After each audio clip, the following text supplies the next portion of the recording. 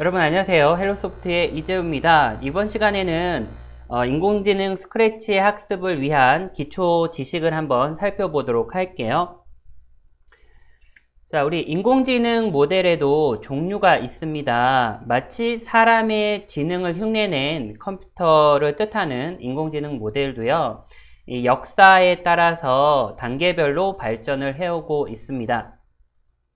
제일 처음에 만들어진 인공지능 모델은 규칙 기반의 어떤 시스템이라고 부릅니다. 뭐냐면 정교한 규칙을 많이 만들어서 컴퓨터에 집어 넣어주면 컴퓨터가 이제 작동을 하는데 아주 섬세하게 자료를 처리하기 때문에 마치 사람의 지능을 가진 것처럼 보일 때가 있어요.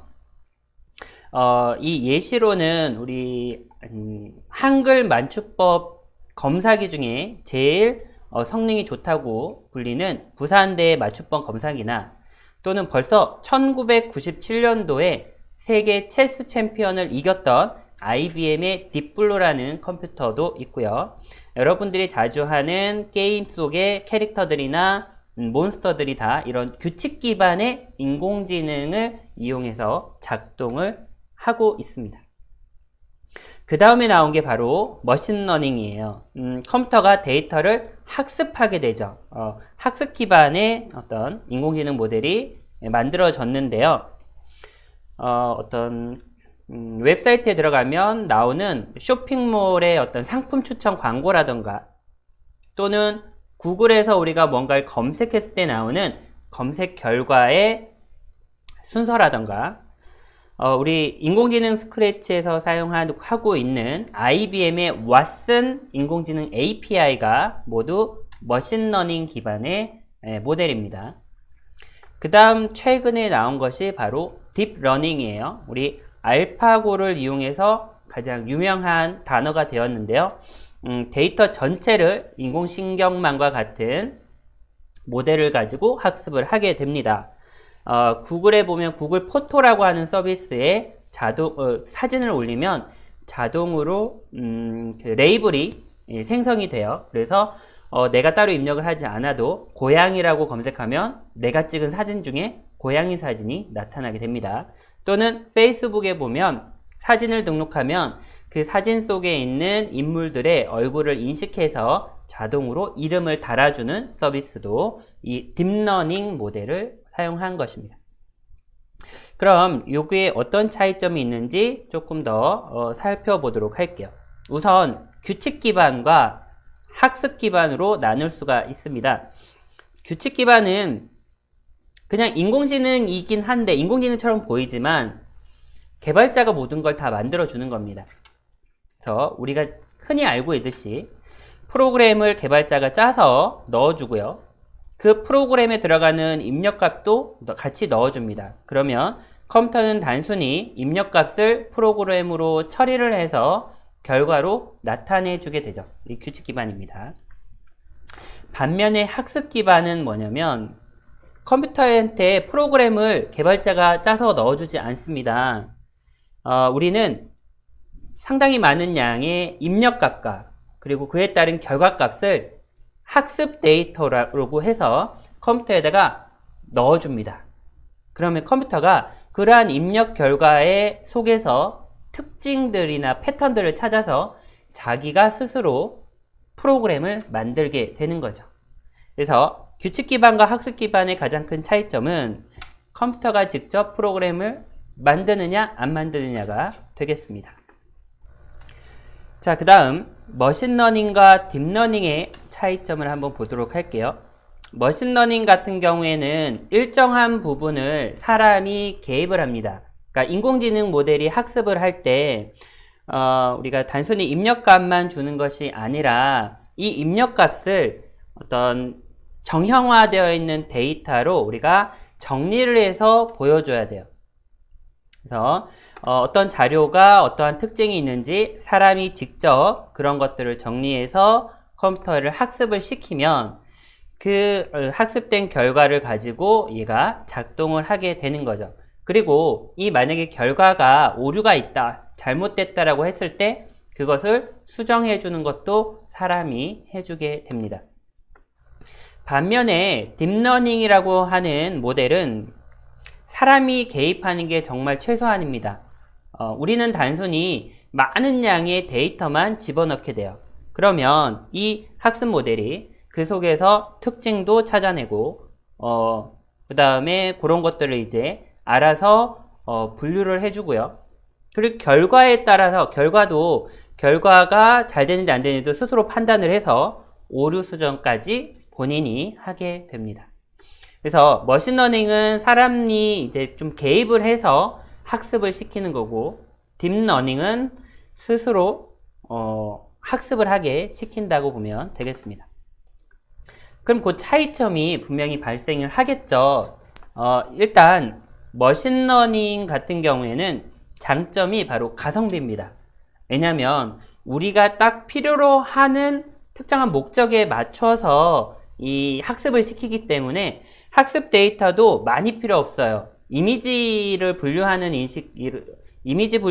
인공지능 모델 같은 경우에는 우리가 이미지 그 하나의 레이블당 10개 정도의 이미지만 주면 얘가 만들어낼 수가 있습니다. 그리고 처리 시간도 짧고 해요. 그리고 가장 중요한 게 처리 과정이 설명 가능하다. 이건 설명을 조금 이따 할게요. 이런 장점이 있습니다.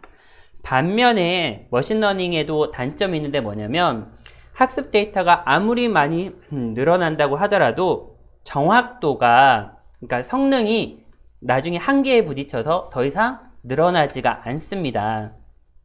그리고 사람이 개입을 하다 보니까 이게 정확한 아주 객관적인 데이터가 되기보다는 이 학습을 시키는 사람의 어떤 실력이라던가 이 사람의 어떤 의도에 따라서 인공지능 모델이 좀 편향되게 만들어질 수가 있습니다.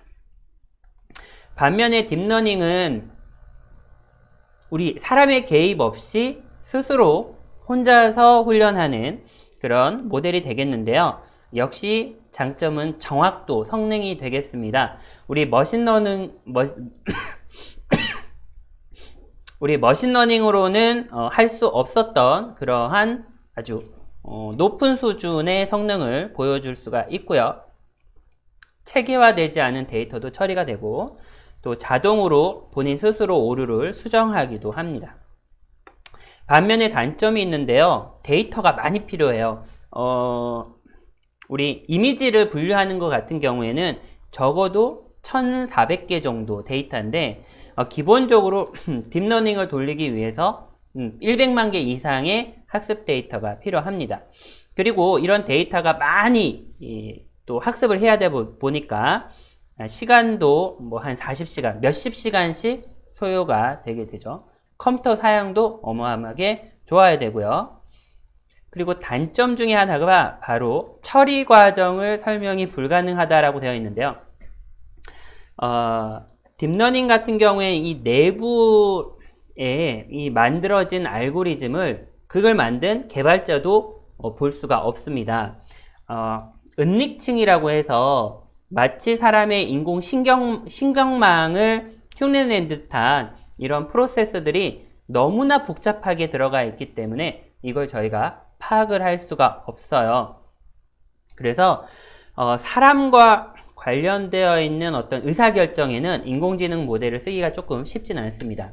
예를 들어 요즘은 이 IBM 왓슨 API를 가지고 의료 분야에서 암을 진단할 때 활용을 하고 있는데요.